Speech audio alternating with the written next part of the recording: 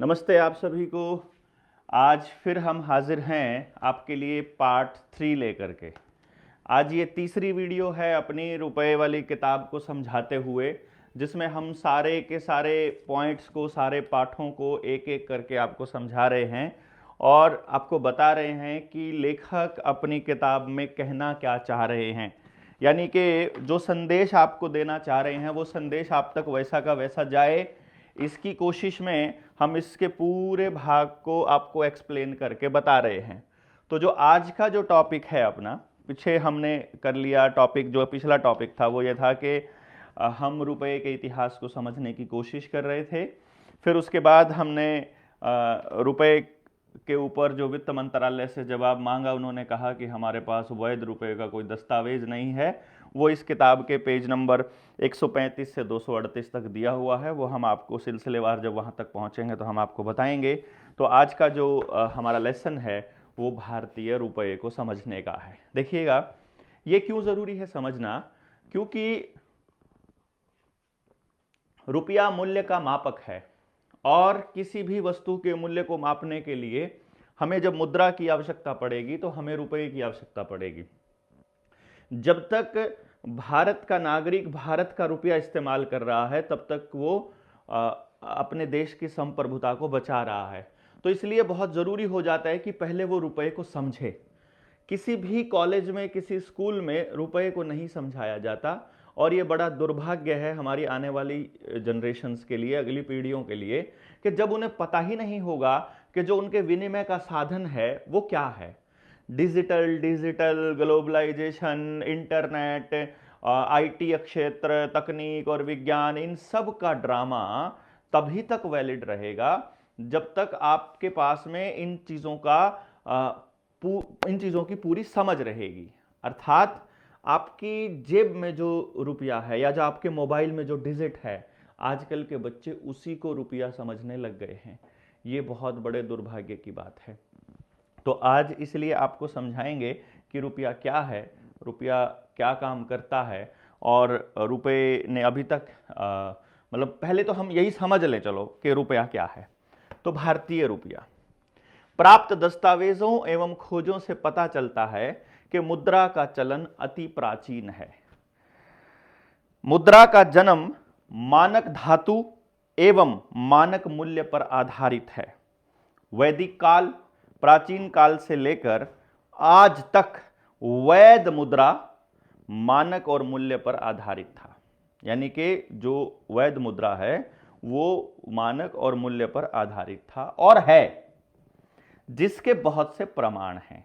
लेकिन अंग्रेज इतिहासकार और अर्थशास्त्रियों ने रुपए के जन्म देने का श्रेय शेरशाह सूरी को दिया।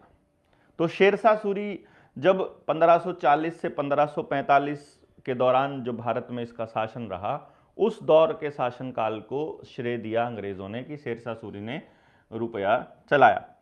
इसलिए उसका कारण क्या है कि शेरशाह सूरी ने प्राचीन समय से चली आ रही मुद्रा के मानक मूल्य को अपनाते हुए उस मुद्रा का नामकरण, उसका नाम रुपया रखा, जो दस्तावेजों में अंकित है। यानी कि जो चांदी का सिक्का, जिसको उस मुद्रा का नाम चांदी का सिक्का दिया, वो रुपए के नाम से अंकित है। अब सबसे पहली बात जो आती है यहां पर वो ये आती है कि अगर किसी ने उसको लिखित दस्तावेज बना दिया है कि ये भारत की मुद्रा है और इसका नाम रुपया है, तो अब उस रुपए को कभी भी, मतलब इस मुद्रा को कभी भी, उसके मानक को कभी भी बदला नहीं जा सकता। ये एक बिंदु है जो आपको हमेशा ध्यान रखना है कि किसी भी मापक के मानक को कभी बदला नहीं जा सकता।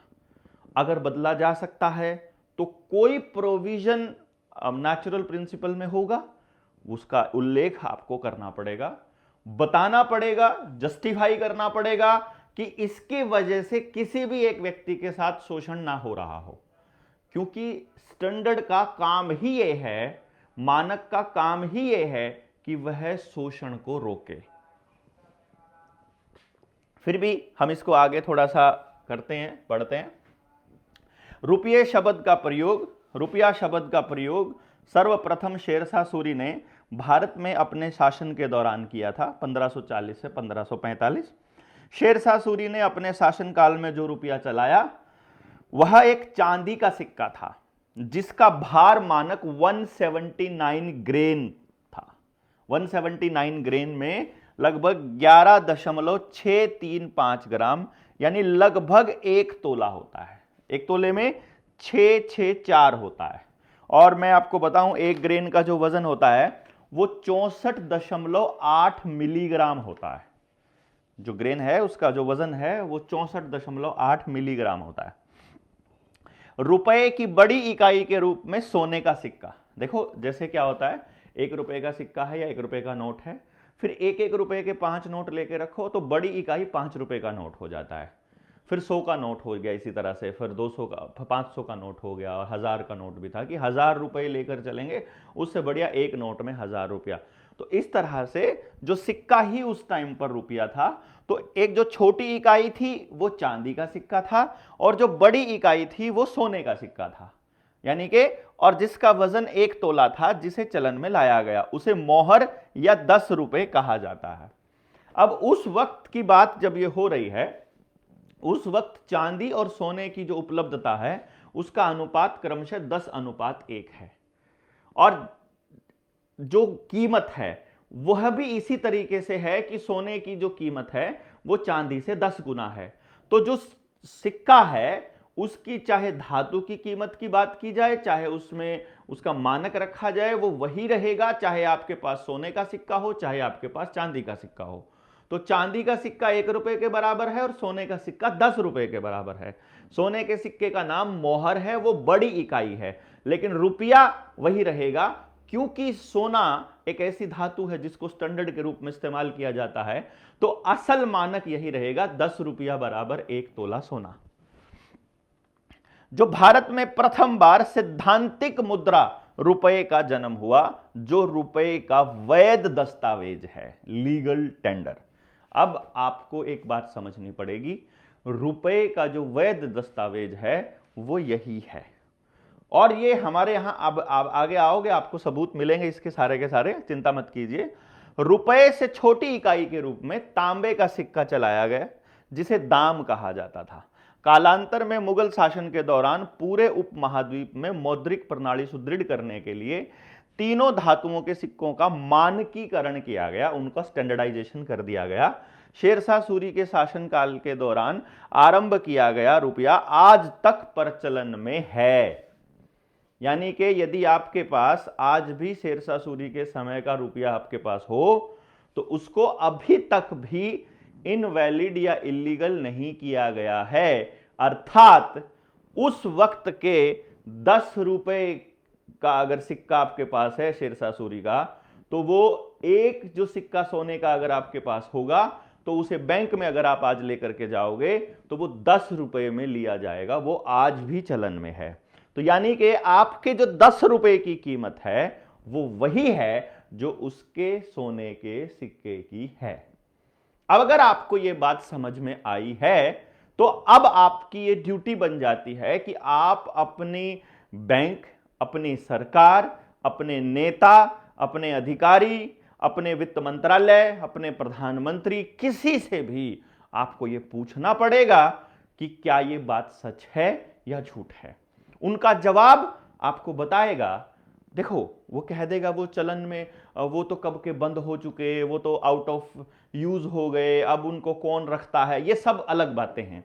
बात है मानक की। क्या ये बात सच है कि आज भी अगर आपको शेरशाह सूरी के समय का सिक्का अगर मिल जाए, उसकी कीमत आज भी 10 रुपया ही है, सोने का सिक्का यदि मिलता है, और अगर उसकी कीमत 10 रुपया है तो फिर मेरा 10 रुपया भी तो उसके बराबर है ना, यानी जो आज 10 का नोट आपके पास है। इसको आप समझिएगा इस तरह से।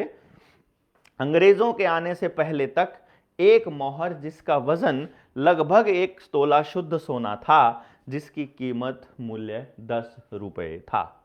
तो ये उस टाइम का हुमायूं के टाइम की मोहर का हमने एक्सप्लेन किया है किताब में, बहुत स्पष्ट है ये। अगर आप इस किताब का ये पेज देखेंगे तो इसमें बहुत ही साफ है, ये डिजिटल प्रिंट है, इसमें कहीं भी आप देखेंगे इसमें बहुत सफाई से प्रिंटिंग की गई है। वो जो बात मैं पिछले कर रहा था, वो ऑफसेट प्रिंटिंग में ये दिक्कत आती है क्योंकि दस्तावेज हमको मतलब स्कैन किए गए हैं, पहले तो वहां से फोटो स्टेट करी गई, वो फोटो स्टेट को फिर स्कैन किया गया, फिर स्कैन कॉपी को प्रिंट में लगाया गया, और वो भी ऑफसेट प्रिंटिंग से, तो उसमें थोड़ी सी एक दिक्कत उस प्रिंटिंग की आएगी, अदरवाइज ये बिल्कुल साफ ही इसके अंदर है। अंग्रेजों द्वारा भारतीय सैद्धांतिक मौद्रिक प्रणाली का अंत। देखो भाई, उस टाइम पर अंग्रेज अगर कर पाए तो उसका कारण या तो यह था कि भारतीयों को पता ही नहीं चला, या उसका कारण था कि भारतीय कमजोर थे, या उसका कारण था कि भारतीय संगठित नहीं थे, या कोई भी कारण रहा हो, हम उन कारणों पर नहीं जाएंगे, लेकिन उन्होंने गलत किया। और भारत में जब उनके जाने के बाद हमारी सरकार बनी, या हमारे लोग जब गद्दी पर बैठे और उनको निर्णय लेने का अधिकार मिला, तब उनकी ये पहली ड्यूटी बननी चाहिए थी कि जो जो वो भारत की प्रणाली के अंदर, व्यवस्था के अंदर गड़बड़ कर कर गए हैं, उस गड़बड़ को सुधारा जाए, उस गड़बड़ को ठीक किया जाए, और वापस उसी तरीके से हमारी व्यवस्था बनाई जाए जिसमें किसी का भी शोषण ना होता हो। असल में तो हमारी यही ड्यूटी बनती है।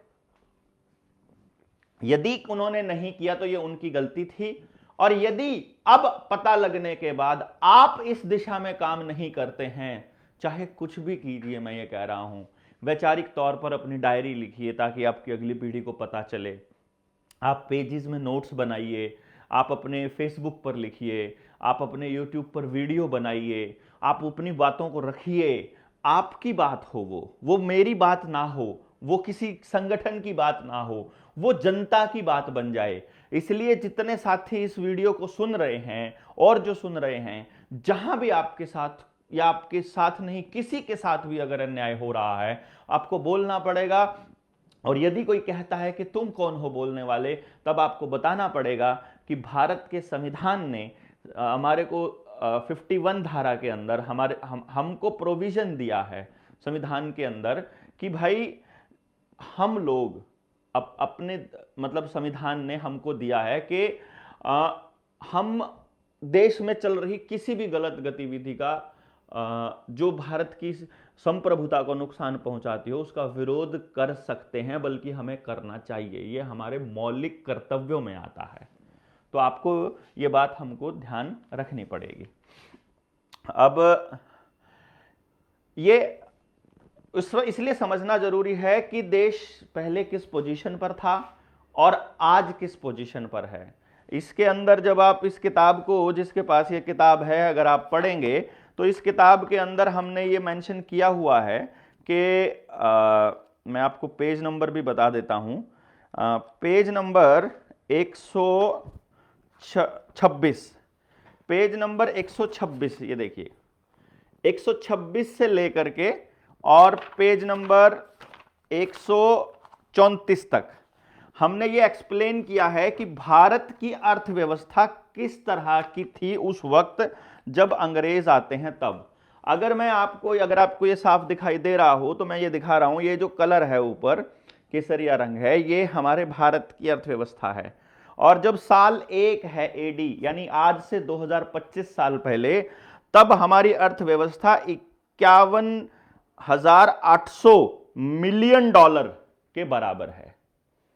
51,800 मिलियन डॉलर के बराबर है जब ये जीडीपी है सारे कंट्रीज की। और चाइना 42,000 मिलियन डॉलर के साथ सेकंड नंबर पर है, और इटली 12,000 के बाद तीसरे नंबर पर है, और Turkey, France, Egypt, Iran, Spain, Mexico, Brazil, Germany, Bangladesh, ठीक है, इंडोनेशिया, पाकिस्तान और जापान, ये तब की बात हो रही है जब उस एरिया की बात हो रही है, जब हम ये वाला पार्ट लेते हैं कि यानी कि जो रीजन पाकिस्तान का है, ये वहां की पार्ट हो रही है कि उस रीजन की अर्थव्यवस्था इस लेवल पर थी। यानी अगर हम टॉप के 10-15 कंट्रीज की बात करें, ये 15 कंट्रीज हैं टोटल, तो टॉप के 15 देशों की अगर हम बात करें, तो जिस वक्त हम बात कर रहे हैं आज से 2025 साल पहले की, जिन लोगों ने हम पर राज किया, ऐसा फैलाया गया, अंग्रेज यानी कि इंग्लैंड, उसकी अर्थव्यवस्था टॉप 15 में कहीं पर भी नहीं है, इंग्लैंड की अर्थव्यवस्था। आप इसके बाद जिस टाइम पर अर्थव्यवस्था, यहां 1600 ईस्वी की बात हम करते हैं कि 1600 में अंग्रेज भारत में आए थे, उस टाइम तक चाइना दुनिया की सबसे बड़ी अर्थव्यवस्था बन चुकी है। इससे पहले 1500 में भी अगर आप देखते हो, अंग्रेजों के आने से पहले, तो भारत पहले नंबर पर आता है। उस टाइम पर हमारी अर्थव्यवस्था है 1,01,967 मिलियन डॉलर की, और चाइना की जो जीडीपी है उस वक्त 97,243 मिलियन डॉलर की। और उस टाइम पर जो रुपया है वो सोने और चांदी में ही लिया और दिया जा रहा है। यानी आप इसको ऐसा समझ सकते हैं कि यदि आज आपका एक सोने का सिक्का, यानी सोने का सिक्का मतलब 1 रुपए की जो मोहर है, 1 तोला सोना जो है, यदि आज 85,000 रुपए के बराबर आ रहा है, एक सोने का सिक्का 85,000 रुपए के बराबर है, यानी कि 10 रुपये बराबर 85,000, तो 1 रुपया बराबर 8,000 के करीब आता है। यानी कि जितनी अर्थव्यवस्था है इसका 8,000 गुना है उस वक्त की भारत की अर्थव्यवस्था। 8,000 गुना समझ में आया ना कैसे? क्योंकि वो उस वक्त सोने और चांदी में है। तो आज भी अगर हमारा रुपया सोने चांदी में हो तो 8,000 गुना की बात आता है। और जब हम इसमें बात और प्रति 10 ग्राम की बात करेंगे तो लगभग 6,000 गुना की बात हो जाएगी, 6 से 7,000 के बीच का। अब जब अंग्रेज यहां पर आते हैं 1600 ईस्वी में, तब भी अगर आप देखते हैं तो टॉप के 15 कंट्रीज में कहीं पर भी इंग्लैंड का नाम नहीं है, यहां पर कहीं पर भी अमेरिका का नाम नहीं है। यूके आया है 1600 में, 1500 में टॉप 15 में, नीचे से 14वें नंबर पर, मतलब ऊपर से 14वें नंबर पर। और अब आ गया है फिर ये यूके 4 और 4 8 और 3 11 और एक 12वें नंबर पर आ गया है 1600 में, जब वो हमें लूटना चालू करते हैं। यानी इधर से सोना उधर जाना चालू होता है और हमारी अर्थव्यवस्था डाउन आती है और उनकी अर्थव्यवस्था चलना शुरू होती है। इसी वक्त जब हम देख रहे हैं यूके 1800 में 200 साल के बाद पहुंच गया है 5वें नंबर पर, और यूएसए भी इसमें एंटर कर चुका है। अब फिर 1857 की जब क्रांति की बात होती है, ब्रिटिश राज की बात हो रही है, उस टाइम यूके तीसरे नंबर पर आ गया है और इंडिया दूसरे नंबर पर आ गया, और यूके उसके बिल्कुल नजदीक पहुंच गया है, यानी कि इंग्लैंड उसके नजदीक पहुंच गया और भारत नीचे जा रहा है। और उसके बाद 1857 में हो गया। अब जब पेपर करेंसी एक्ट आता है 1882 में, जब रुपए को तोड़ा जाता है और सोना ट्रांसफर किया जाता है, 15 रुपए की एक मोहर बना दी जाती है। पहले 10 रुपए की एक मोहर थी, और जब 15 रुपए की एक मोहर बना दी जाती है 1882 में, तो 1889 में उस टाइम पर अगर आप देखो कि भारत तीसरे नंबर पर पहुंच गया है और दूसरे नंबर पर यूएसए अमेरिका आ गया है। अब आप समझ लीजिए, जो अमेरिका कहीं भी नहीं था, जो इंग्लैंड कहीं भी नहीं था, वो ऊपर जा रहे हैं और भारत की अर्थव्यवस्था नीचे जा रही है। इस पूरी की पूरी इसी चीज को फिर हम आरबीआई के दस्तावेजों से मैच करवाएंगे, जो आपको और दस्तावेज भी मैं आपको दूंगा इसके अंदर। हमने और रिसर्च भी खूब करी है, इस किताब के बाहर भी संजीव शर्मा जी ने इसके ऊपर खूब काम किया है। तो जो बुलियन रखी जाती हैं, जो वहां पर फॉरेन करेंसी रखी जाती है, जिसको विदेशी मुद्रा भंडार कहते हैं, फॉरेन रिजर्व जिसे बोला जाता है, वो जब आरबीआई में रखा जाता है, सोने को कम कर दिया जाता है, उस वक्त अर्थव्यवस्था किधर से किधर मोल्ड होती है, कहां जा रही है, ये आपको मालूम पड़ता है। जब इस पूरी प्रक्रिया को जब आप समझेंगे, तब आपको मालूम पड़ेगा कि आप अगर नजर नहीं रखेंगे देश दुनिया की गतिविधियों के ऊपर, तो आपका पैसा भी खाली हो रहा है, आप भी गरीब होते जा रहे हैं। पहले ऐसी दिक्कत नहीं थी कि आपके गांव में प्रत्येक व्यक्ति कर्जदार हो और आपके घर की नीलामी की पोजीशन पर पहुंच गया हो और सबके ऊपर उनकी प्रॉपर्टी से ज्यादा कर्जा हो गया हो। ये सिचुएशंस पहले नहीं होती थी, और इस सिचुएशंस तक आने में सबसे बड़ा रोल रुपए के कूटकरण का रहता है। ये आपको मालूम पड़ना चाहिए। ये मैं इसीलिए आपको बता रहा हूं कि मानक की लड़ाई बहुत बड़ी लड़ाई है, और अगर आप इसको समझो, ये सबसे सच्ची लड़ाई है। और इसके बाद आप अगली पीढ़ियों के शोषण को रोकना चाहते हो, तो इस लड़ाई में आपको पार्टिसिपेट करना ही पड़ेगा, आपके पास कोई दूसरा ऑप्शन नहीं है। अब इसको हम पढ़ते हैं। जब ये आपके साथ में अंग्रेज ठगी शुरू करते हैं, अंग्रेजों ने जब सैद्धांतिक मौद्रिक प्रणाली का अंत किया है, पेज नंबर 21 तक हम लोग पहुंच गए हैं।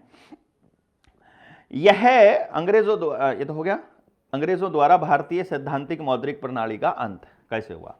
यह मानक मौद्रिक प्रणाली इतनी सुदृढ़ थी हमारी कि सन 1700 में अंग्रेजों के आने से पहले, मतलब 1700 से 1600 में आ गए थे, लेकिन राज तो बहुत बाद में चालू हुआ ना, 1857 के बाद ही इंग्लैंड की पार्लियामेंट के हिसाब से कानून चलने लगे, 1855 वाले आदेश के बाद।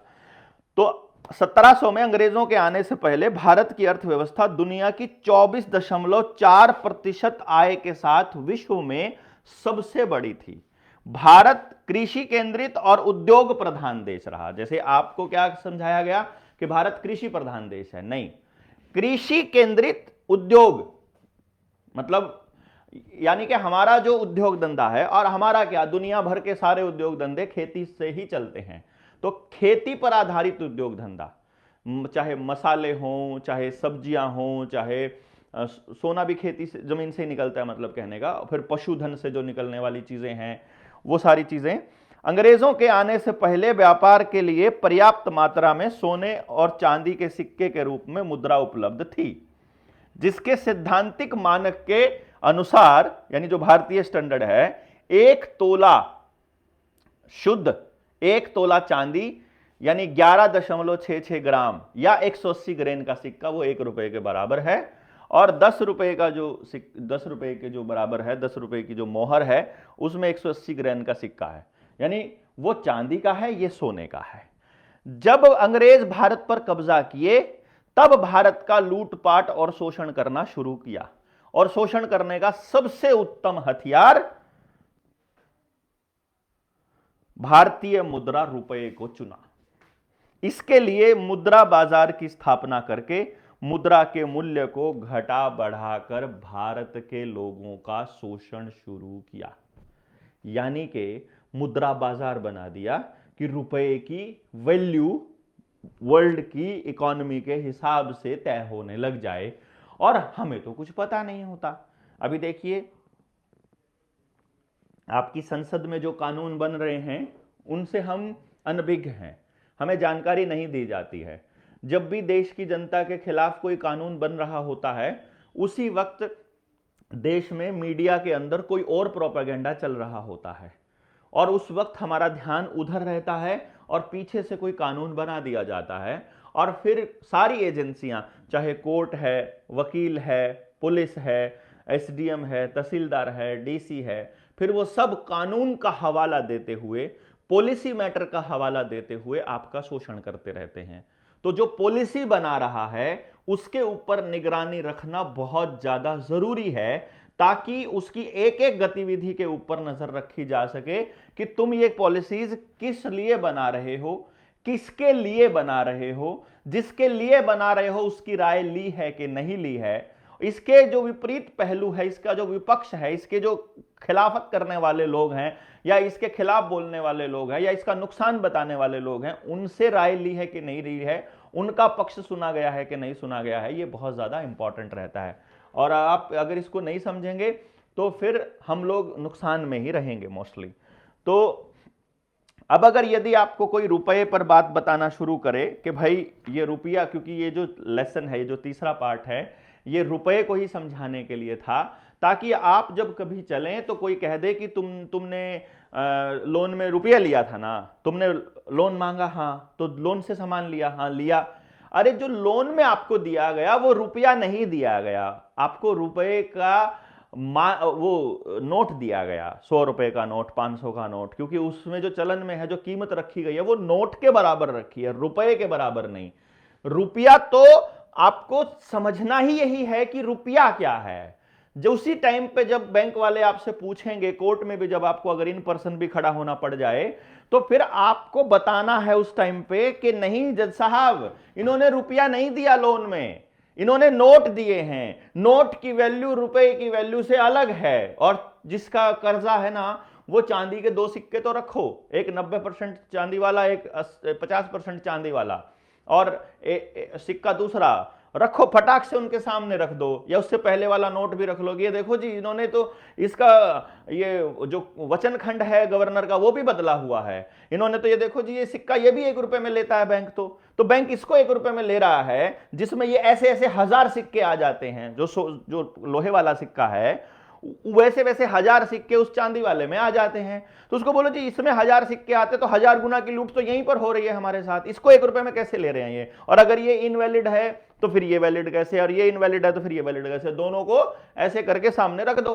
आपको ऐसे करके रखना पड़ेगा, स्टैंडर्ड के ऊपर बात करनी ही पड़ेगी। आपके पास ये नहीं मान रहे हैं, कोई बात नहीं, हम बात तो करें, देखें तो सही है भाग रहे हैं, ये जवाब क्या दे रहे हैं, ये कहां से तर्क लेके आते हैं, कौन सा कानून बनाएंगे, क्या करेंगे, देखेंगे ना।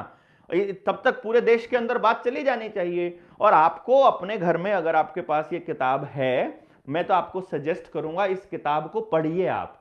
मतलब इस किताब को पढ़िए इन द सेंस, जैसे सामने रखिए, जिस तरह से मैं आपको बता रहा हूं वैसे आप भी पढ़िए। जब आप किसी को बताने के लिए पढ़ोगे तो आप थोड़ी गहराई से पढ़ोगे, और जो सवाल आएंगे फिर उनके सवालों के जवाब ढूंढोगे। तो आप इधर मेरे इस निडर इंडिया चैनल के ऊपर मैसेज कर दीजिए, कमेंट कर दीजिए कि ये सवाल आया है रुपए के ऊपर। अगली वाली जो वीडियो आएगी रुपए की, जो इस किताब को समझाने वाली, उसमें मैं वो सवाल भी ले लूंगा।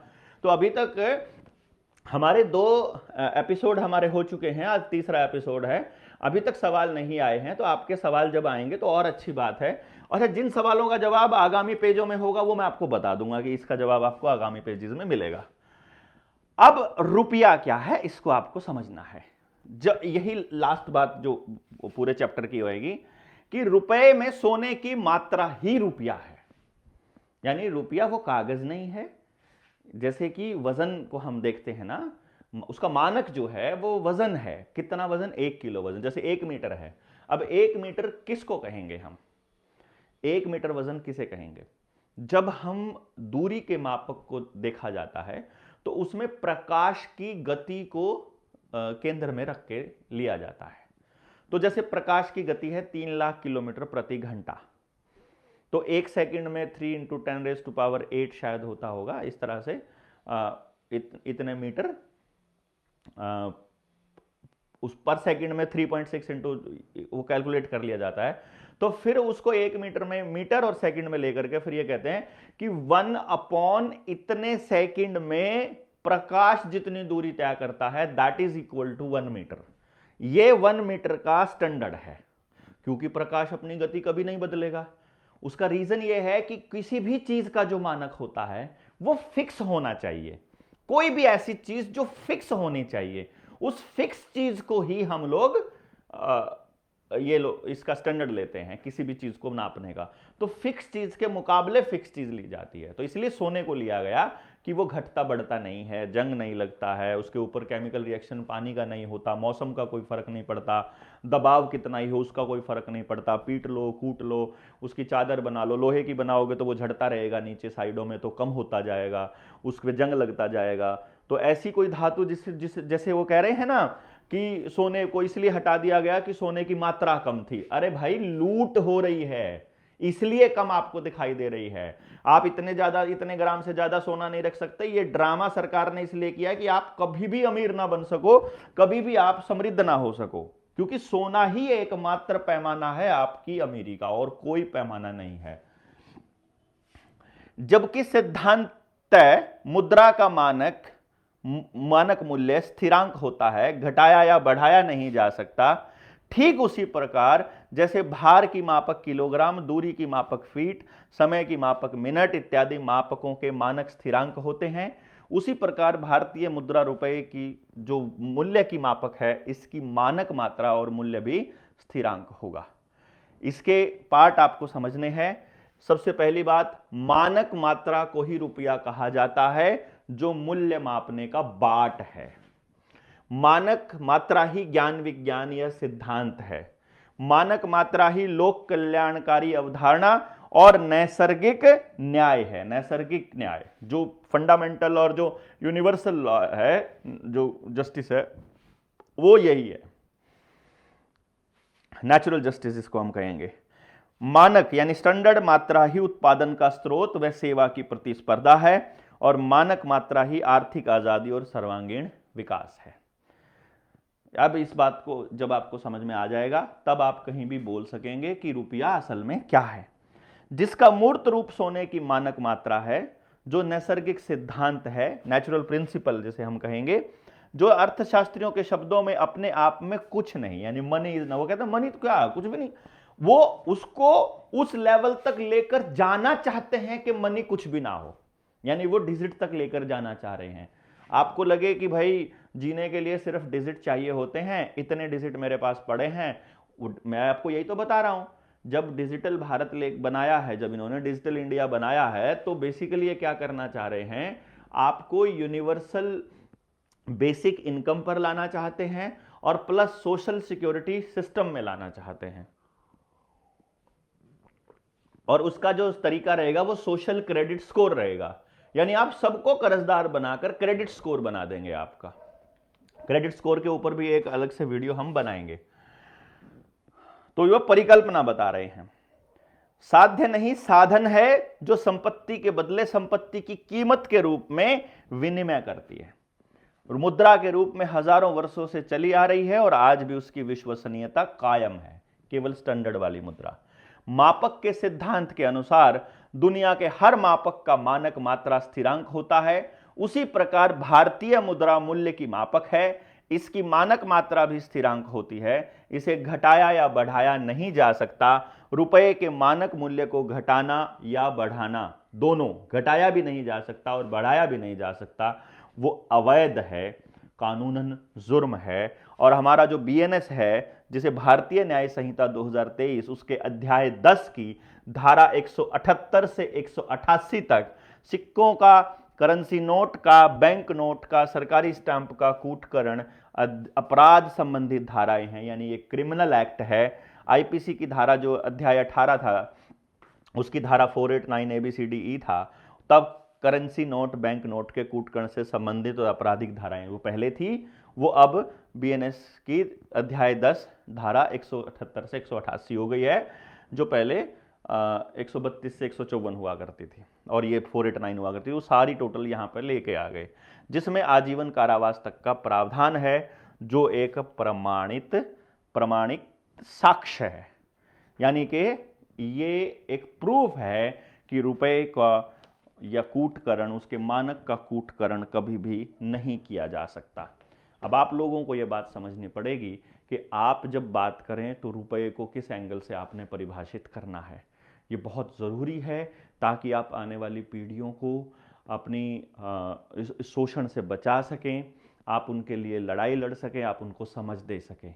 तो अपने घर में जब आप इस किताब को पढ़ेंगे और आपके बच्चे जब आपको बोलते हुए सुन रहे होंगे, तब उनको भी मालूम पड़ रहा होगा कि उनके साथ बहुत बड़ी ठगी हो रही है, बहुत बड़ा शोषण उनका हो रहा है। उस शोषण से बचने के लिए आपको पूरे गांव को जागृत करना पड़ेगा, जगाना पड़ेगा। 200 लोगों की टीम हम तैयार कर रहे हैं, जो पूरे देश के अंदर, अभी फिलहाल हरियाणा को टारगेट लेके हम कर रहे हैं कि पूरे हरियाणा के हर गांव में जो अपनी टीम बना दे, जिसका एग्जाम्पल लेकर के, जिससे सबक लेकर के पूरे देश के हर गांव के अंदर एक टीम बने, जो कि इस लड़ाई के अंदर बड़ा अपना रोल अदा कर सके, जो समझा सके, जो टॉर्च बेरर का काम कर सके, जो एक तरह से रोशनी दिखाने का काम कर सके इस अंधकार के दिनों में, जो बता सके कि आपके साथ में क्या क्या ठगियां हो रही हैं। पहले इनको तो समझ लो। जिन लोगों को यही पता नहीं लग रहा है कि उनके घर में रखी हुई मशीन, नई नई चीज़ें जो आ रही हैं इलेक्ट्रॉनिक की, ये सब उनके हो सकता है आने वाले टाइम में मौत का कारण बने। क्योंकि ये जितनी भी मशीनें हैं जो आजकल डिजिटलाइज, मतलब सारी इलेक्ट्रॉनिक हो रखी है, एक आसमान में एक बड़ी सी ईएमपी, इलेक्ट्रोमैग्नेटिक पल्स आएगी और सब चीज़ें धड़ाम धड़ाम धड़ाम धड़ाम धड़ाम से ख़त्म हो जाएंगी, सब कुछ इलेक्ट्रिक ख़त्म हो जाएगा। तो किसी दिन इंटरनेट पे आपका वायरस आएगा और आपका सारा का सारा पैसा खत्म हो जाएगा जब डिजिट में जो रखा हुआ है। मान लो इधर से पैसा खत्म हो जाए, इधर से इलेक्ट्रॉनिक का सामान खत्म हो जाए, जितनी इलेक्ट्रिक गाड़ियां हैं, जितनी गाड़ियों के अंदर अब नए जो गाड़ियां हैं जिनमें इलेक्ट्रॉनिक सिस्टम लगा हुआ है, वो सारी की सारी रुक जाएंगी। तब आपको इस पूरे के पूरे जो कम्युनिटी वाला जो इनका मेट्रो है, जो उस मेट्रो के ऊपर ही आधारित ट्रैवल करना पड़ेगा। उस टाइम पर कोई सरकारी बस अड्डा नहीं होगा, सब कुछ प्राइवेटाइज हो चुका होगा। उस बस में चढ़ने से पहले आपका सोशल क्रेडिट स्कोर चेक करेंगे कि पहले यहाँ स्कैन करो अपना मोबाइल, दिखाओ तुम सरकार की बात मानने वाले हो या सरकार का विरोध करने वाले हो। बीजेपी का जो इनका एक स्पोक्स पर्सन है, वो अश्विनी, क्या नाम उसका, एडवोकेट है, जो बता चुका है पहले ही कि एक बार आधार के साथ जुड़ जाने दो, फिर इन किसानों का इलाज फिर हम करेंगे।